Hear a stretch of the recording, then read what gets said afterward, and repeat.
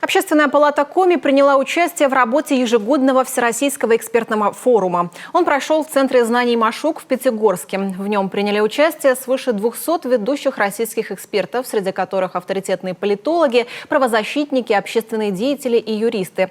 Вот лишь некоторые имена: Марат Баширов, Алексей Чесноков, Александр Асафов. Экспертное сообщество дало ответы на основные вопросы общественно-политической повестки. Прошла дискуссия о политических тенденциях накануне старта президентских выборов и об основных направлениях взаимодействия гражданских активистов и НКО.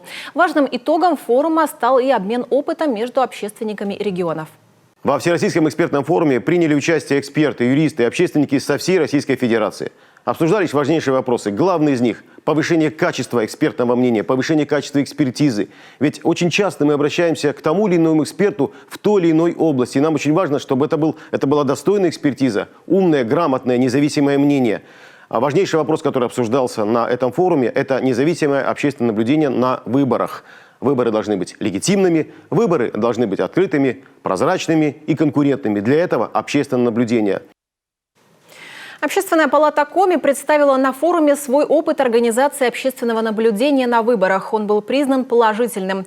Нашим общественникам есть чем поделиться. Пригодится и опыт коллег. Все это поможет организовать работу с экспертами и общественное наблюдение на выборах на более высоком качественном уровне.